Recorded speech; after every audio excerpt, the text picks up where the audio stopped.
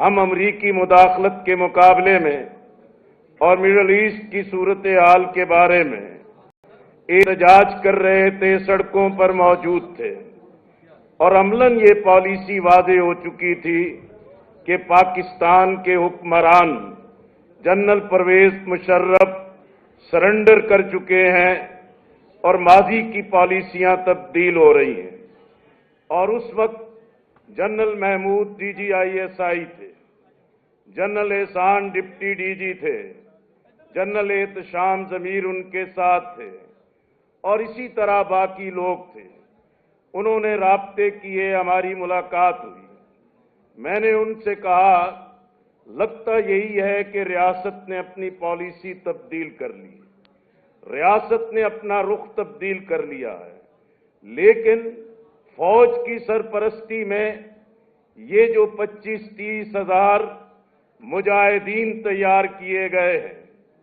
ان کے بارے میں آپ کو اسی وقت فکر مندی کرنی چاہیے۔ آپ فوج کی ریزرو فورس بنا لیں، مجاہد فورس بنا لیں، لیکن ان کو حالات کے رحم و کرم پر چھوڑ دیں گے، یہ پورا سماج، پوری معاشرت اور پورے حالات جو ہیں اس سے ایک بڑی ابتری کا شکار ہوں گے۔ اسی طریقے سے میں یہ بھی گزارش کرنا چاہتا ہوں، آج آرمی ٹرائل کے بارے میں، ملٹری کورٹ کے ٹرائل کے بارے میں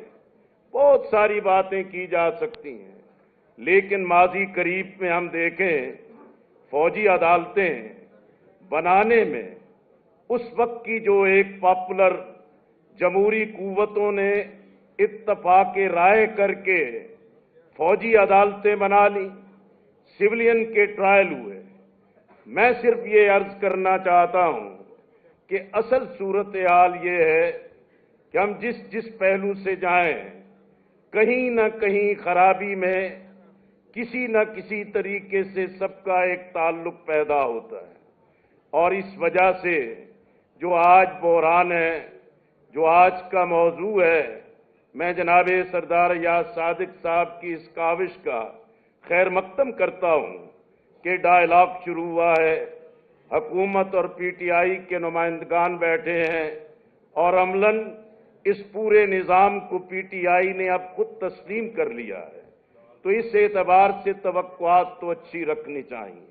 لیکن میں ایک سیاسی کارکن کی حیثیت سے اسی پارلیمنٹ کے غلام گردشوں اور اس کے ایوانوں میں ہر چیز کو بہت قریب سے دیکھا ہے۔ آپ دیکھیں یہ 5واں الیکشن ہے کہ جو مسلسل ہو رہا ہے، ہر الیکشن کے بعد اعتراضات اور تحفظات پیدا ہوتے ہیں، ہر 5 سال کے بعد ایک پسندیدہ گروہ جو گود سے اتار دیا جاتا ہے اور نئے لوگوں کو سہولت کاری کے لیے تیار کر لیا جاتا ہے، اور یہ کھیل مزید بھی 5 الیکشنوں تک چلتا رہے، نہ سیاست مستحکم ہوگی، نہ جمہوری استحکام آئے گا، نہ معیشت بحرانوں سے نکلے گی۔ میں خواجہ سعد رفیق صاحب کی اس تجویز سے بالکل اتفاق کرتا ہوں، قومی ڈائیلاگ ہونا چاہیے، اور جناب سردار ایاز صادق صاحب کی یہ کاوش اس کی مضبوط بنیاد بن سکتی ہے۔ قومی قیادت کو قومی ایجنڈے کی تشکیل دینی چاہیے، کم از کم ایجنڈے پر اکٹھا ہونا چاہیے، اور قومی قیادت کو ماضی کی غلطیوں کے اعتراف کے ساتھ اس بات کو طے کرنا چاہیے کہ کم از کم ایجنڈا آئین کا تحفظ ہے، آزاد عدلیہ ہے، غیر جانبدارانہ انتخابات ہیں، صوبوں کا حق ملکیت ہے، صوبوں کے حقوق ہیں، اور اسی طریقے سے قومی وسائل کی منصفانہ تقسیم ہے۔ اگر آج قومی قیادت نے اس بات کو نہ سمجھا تو پاکستان کی نصف آبادی خواتین حقیقت میں اس وقت سیاست کا ایک اہم ترین حصہ ہیں، ان میں مستقبل کی ایک مایوسی پیدا کی جا رہی ہے۔ نوجوان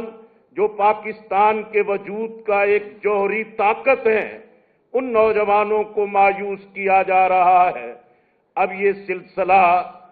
सोशल मीडिया, डिजिटल दौर की मौजूदगी में मुमकिन नहीं है कि कौमी सियासी क़यादत गलती पे गलती करती जाए, अपने मफादात की खातिर हर चीज को पामाल करती चली जाए और पाकिस्तान के आवाम उसको खामोशी से कबूल कर लें और नौजवान उसको बर्दाश्त कर लें। इसलिए माइंड सेट भी बदलना होगा और हालात का अदराक भी करना होगा और आगे बढ़ने के लिए, इन बहरानों से निकलने के लिए सियासी क़यादत को अपने फैसले खुद करने होंगे। कोई तशरीबें रख के ना जमहूरियत देगा, ना आइन का तहफ़्फ़ुज़ देगा। ये कौमी सियासी क़यादत को खुद अपना रोल अदा। जुर्रतमंद इंसान थे, हुर्रियत फ़िक्र के अलंबरदार थे और अपोजिशन इस एतबार से कि हर जमहूरियत दुश्मन और आमराना कुव्वतों के मुकाबले में वो तलवार बेनियाम थे। मुझे ख्वाजा साद रफीक साहब और इनके ख़ानदान के साथ अपने ननिहाल के वास्ते से भी एक बड़ा अहम ताल्लुक़ है और मुझे याद है ख्वाजा रफीक को शहीद किया गया। ख्वाजा साद रफीक की वालदा मरहूमा, जो मेरी वालदा मरहूमा के साथ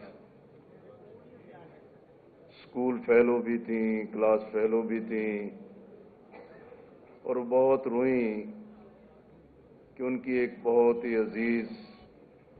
और चाहने वाली और जिनसे उनकी निस्बत थी,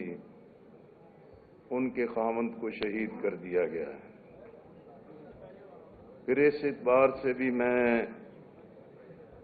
इस चीज़ के लिए चश्मदीद गवाह की हैसियत रखता हूँ कि मैं मुल्तान में था और इस्लामी जमीयत तलबा की वजह से 1972 में सितंबर में मैं यहाँ शिफ्ट हुआ और उसी सितंबर में ही ख्वाजा रफीक की शहादत हुई।